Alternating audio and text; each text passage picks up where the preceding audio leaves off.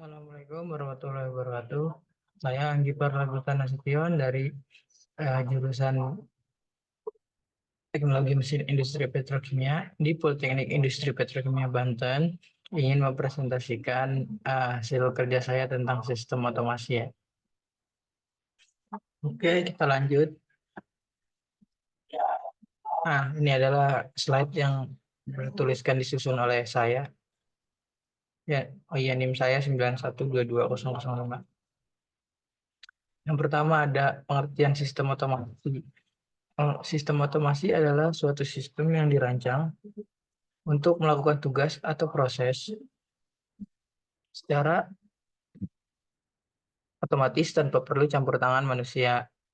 Terus tujuan utama dari sistem otomasi itu untuk meningkatkan efisiensi, akurasi, dan produktivitas dalam melaksanakan suatu pekerjaan atau proses produksi. Lalu sistem otomasi dapat diterapkan dalam berbagai bidang, termasuk manufaktur, industri, teknologi informasi, rumah tangga, transportasi, dan banyak lagi. Contoh dari hasil penerapan sistem otomasi itu kayak controller, sensor, aktuator, dan perangkat lunak lainnya. Terus beberapa contoh sistem otomasi yang melibatkan otomatisasi itu kayak ada di proses produksi di pabrik, di industri, ada juga pengelolaan otomatis lampu lalu lintas di bidang transportasi, ada juga untuk rumah tangga itu pengelolaan rumah pintar. Dia itu bisa mengontrol pencahayaan serta suhu yang ada di rumah, mungkin pemanasan gitu lah ya, dan keamanan rumah secara otomatis. Oke, kita lanjut. Nah, lanjut ke fungsi sistem otomasi pada industri. Nah, ya, yang pertama ini ada efisiensi operasional. Efisiensi operasional itu berarti sistem otomasi dirancang untuk meningkatkan efisiensi proses produksi dengan mengotomatisasikan tugas-tugas repetitif dan membebaskan tenaga kerja manusia untuk tugas-tugas yang lebih kompleks. Hal ini dapat mengurangi waktu siklus produksi dan meningkatkan output. Yang kedua ada akurasi dan konsistensi. Berarti otomasi itu meminimalkan kesalahan manusia dan memastikan konsistensi dalam proses produksi. Jadi sistem otomasi dapat melakukan tugas-tugas dengan presisi yang tinggi sehingga menghasilkan produk dengan kualitas yang lebih baik dan lebih seragam atau bisa dibilang batch lah. Lalu ada pemeliharaan prediktif. Pemeliharaan prediktif itu berarti sistem otomasi dapat mengintegrasikan teknologi pemantauan dan sensor untuk memberikan informasi tentang kondisi peralatan. Ini memungkinkan perencanaan pemeliharaan yang lebih efektif dengan mengurangi waktu henti produksi yang tidak terduga dan mengurangi cost karena kesalahan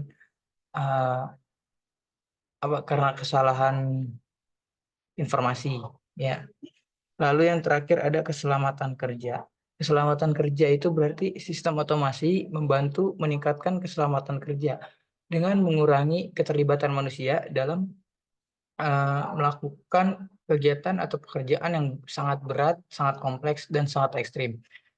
Jadi resiko yang ada untuk terjadinya kecelakaan itu sangat berkurang. Lanjut. Sekarang itu contoh sistem otomasi. Nah, contoh sistem otomasi itu kayak yang ada di layar aja nih. Yang pertama ada input. Inputnya ini dari push button. Lalu masuk ke logik. Logik itu berarti logikanya atau ini alat yang menggunakan logik. Dan outputnya menjadi lampu indikator. Terus yang kedua ada limit switch. Bila limit switch tertekan gitu, terus uh, dengan logik lainnya itu relay timer. Contoh output lainnya juga motor. Nah, eh, yang bab 2 nih sekarang kita membahas tentang gerbang logika otomasi. Gerbang logika adalah elemen dasar yang digunakan untuk memproses sinyal-sinyal digital. Gerbang logika melakukan operasi logika Boolean, yaitu operasi matematika yang melibatkan nilai-nilai biner atau bilangan biner, yaitu 1 dan 0. Atau logika proporsional, yaitu benar dan salah. Biasanya benar itu berangka 1 dan salah itu berangka 0. Nah, sekarang ada jenis gerbang logika yang biasa digunakan dalam sistem otomasi. Yang pertama itu ada N. N itu outputnya hanya 1, outputnya akan 1 hanya jika semua input masuk, ada input. Lalu kalau yang OR itu outputnya 1 jika setidaknya satu input 1. Kalau yang NOT itu outputnya 1 jika inputnya 0. Dan berarti kalau yang NOT ini jika tidak ada input yang masuk, dia akan mengeluarkan output. Dan juga sebaliknya. Lalu yang ada NOT N. NOT N ini berarti outputnya 0, atau dia itu nggak ngeluarin apa-apa jika semua inputnya itu ada masuk. Terus not or itu outputnya itu 0 jika salah satu inputnya itu ada yang masuk atau ada yang ngisi, ada aliran kalau dalam hidrolik. Lanjut. Nah, yang ketiga ini ada praktikum sistem otomasi.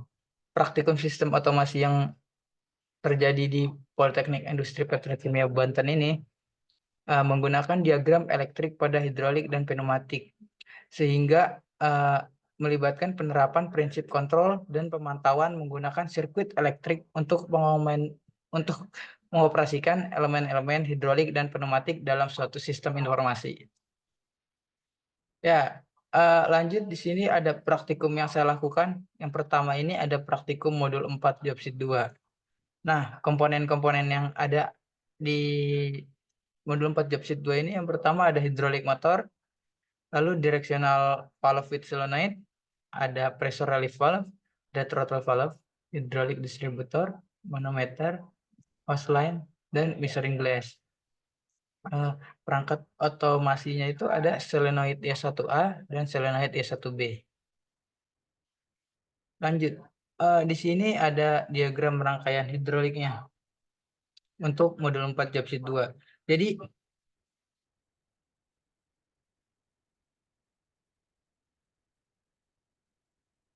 di sini ada, di bawah ini ada P, P1 dan P2.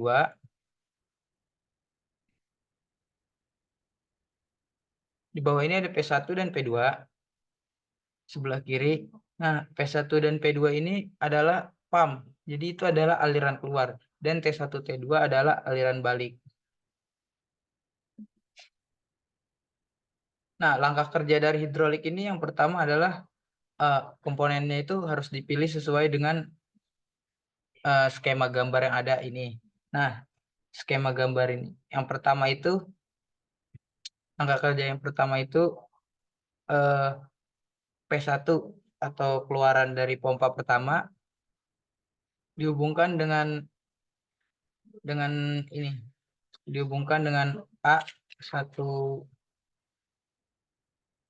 atau throttle valve, dan dari throttle valve dikeluarkan menggunakan hose line masuk ke directional control valve 4/3 with solenoid control.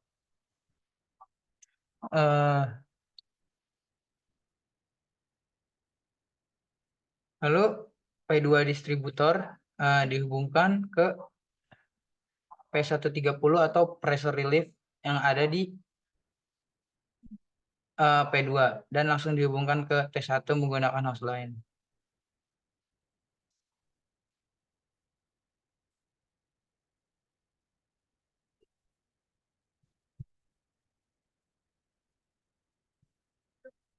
Nah, lalu A nih, A atau keluaran dari directional control valve dihubungkan dengan hose line masuk ke, ini hose line-nya dengan manometer masuk ke hydraulic motor. Nah, dari hydraulic motor keluar, dia menggunakan hose line lagi yang ada manometernya, lalu masuk ke B dari directional control valve. Nah, dari directional control valve Yang B lanjut ke T. Dari yang T itu masuk ke hidrolik distributor 4 port dengan menggunakan hose line lagi. Dari hidrolik distributor dia masuk ke pressure relief lagi. Dari pressure relief dia masuk ke measuring glass. Dia masuk ke kaca yang untuk mengukur seberapa cepat tekanannya. Nah, di kaca ini bakal terlihat seberapa cepat atau seberapa kencang lah, seberapa cepat flow yang terjadi di aliran hidrolik ini. Terus yang terakhir itu atur tekanan operasi sebesar 50 bar dari motor. Nah, lanjut ke otomasinya. Nah, di otomasinya ini yang pertama itu, nah di sini arus power 24 volt dihubungkan ke 13 S1. Lalu 14 S1 dihubungkan ke 21 S2. 22 S2 dihubungkan ke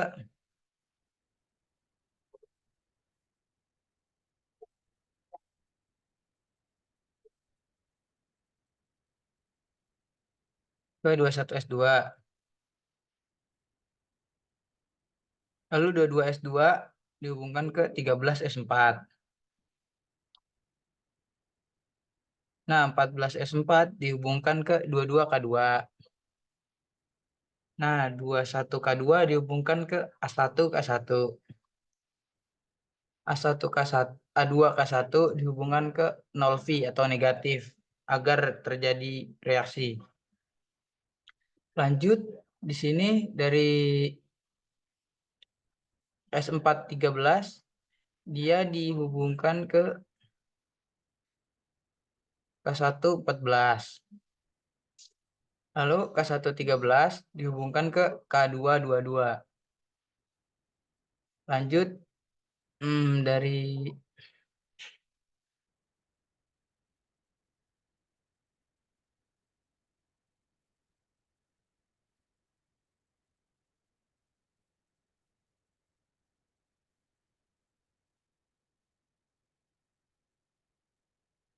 lanjut dari K1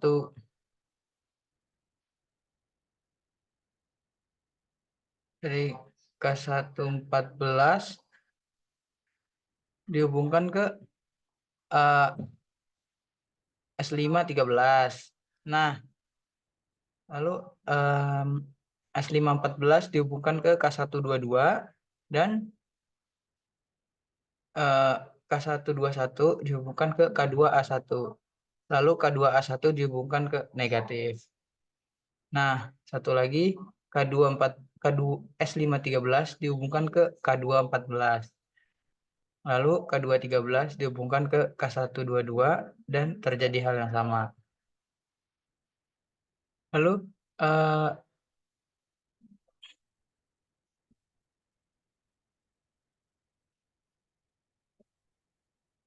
K1 3 K1 33 dihubungkan ke eh, positif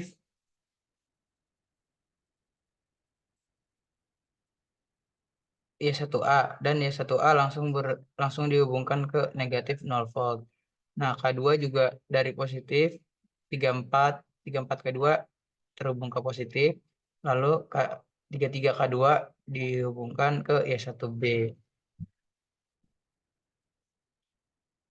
Oh ya, kesimpulan dari praktikum modul 4 job sheet 2 ini, pada default posisi solenoid bakal berada di tengah. Lalu motor hidrolik tidak bakal berputar dan measuring glass tidak terisi sama sekali. Lalu bila S1 diaktifkan, maka sistem kontrol siap untuk dioperasikan. Nah, bila S4 ditekan, maka mengaktifkan S1 dan mengaktifkan K1 dan K1 eh,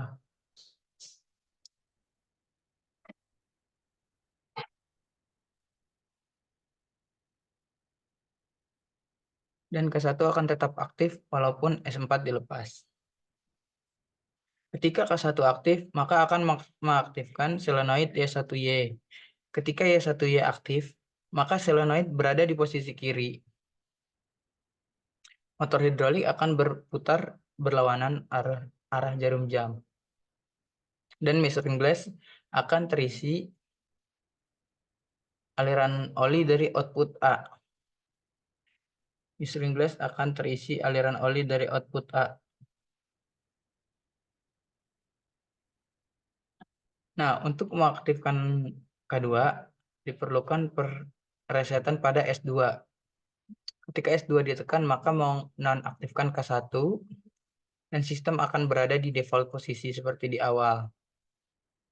Nah, S5 ditekan, maka akan mengaktifkan K2 dan K2 akan tetap aktif meskipun K5 telah dilepas.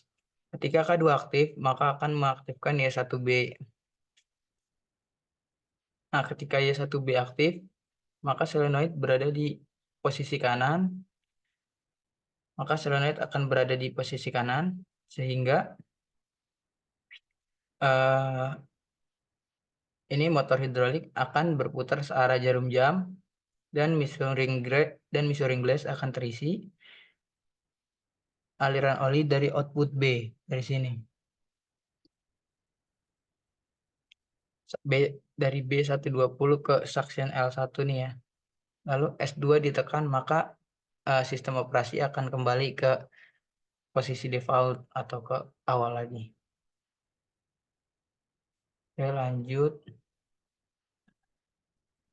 Nah, yang kedua ini ada praktikum modul 4 job sheet 1. Praktikum modul 4 job sheet 1 ini berarti dia praktikum yang hampir sama dengan tadi, dengan praktikum modul 4 job sheet 2, tetapi bedanya di sini komponen otomasinya tidak terlalu banyak. Nah, komponen dari hidrolik dan otomasi di modul 4 job sheet 1 itu yang pertama ada hidrolik motor, lalu ada 4/3 directional valve, lalu ada pressure relief valve, lalu ada throttle valve, ada hydraulic distributor, ada manometer, ada hose line, dan ada measuring glass. Nah, di sini adalah diagram rangkaian hidrolik dari modul 4 job sheet 1 ya. Nah, di sini bedanya. Yang tadi menggunakan solenoid with electrical, yang ini solenoid manual.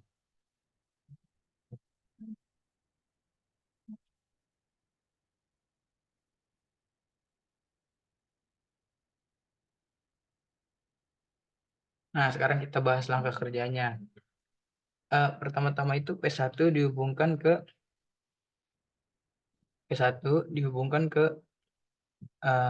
A dari 140 atau throttle valve. Nah, dari throttle valve keluar masuk ke 4/3 directional control valve, P-nya, lalu keluar dari A.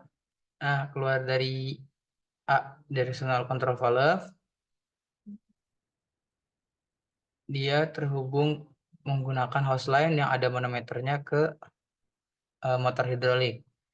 Nah, dari keluaran motor hidrolik, dia masuk ke B dari directional control valve, lalu keluar dari T-nya dan masuk ke hydraulic distributor. Dari hydraulic distributor masuk ke pressure relief valve. Dari pressure relief valve baru masuk ke suction dari measuring glass. Ya, sama seperti yang tadi. Yang ini sama-sama digunakan dengan tekanan 50 bar, tapi di sini kurangnya hanya tidak menggunakan solenoid elektrik, tapi menggunakan solenoid manual. Nah, kalau dari praktikum modul 4 job sheet 1 ini, kesimpulannya itu pada default posisi solenoid 120 berada di posisi tengah. Motor hidrolik akan berhenti dan diam karena tidak ada aliran oli. Dan juga measuring glass tidak akan terisi sama sekali karena tidak ada aliran yang bergerak. Nah, lanjut, ketika solenoid 120 digeser ke kiri, maka koneksi PA terbuat. motor hidrolik akan berputar berlawanan arah. Dia akan berlawanan arah jarum jam. Lalu L1 atau input dari measuring glass ini akan terisi aliran dari koneksi B ke T. A ke T. Nah, lanjut. Ketika solenoid ini, solenoid 120 digeser ke kanan, maka koneksi PA akan dibuat. Nah, ketika koneksi PA dibuat itu, motor hidrolik akan berputar searah jarum jam. Lalu L1 nih, L1 akan terisi aliran oli dari koneksi B ke T. Nah, dari B ke T, ketika solenoid 120 digeser ke kiri satu langkah lagi atau ke posisi normal, maka sistem operasi ada di default posisi lagi. Dan ini tidak akan bergerak lagi. Dan ini tidak terisi juga. Lanjut, kesimpulannya itu praktikum sistem otomasi sangat penting dikarenakan hampir segala alat di industri menggunakan prinsip otomasi. Dengan ini juga kita dapat memahami lebih dalam tentang sistem otomasi pada hidrolik atau pneumatik. Oke, mungkin segini saja yang bisa saya sampaikan. Ada kurang lebihnya mohon maaf. Wassalamualaikum warahmatullahi wabarakatuh.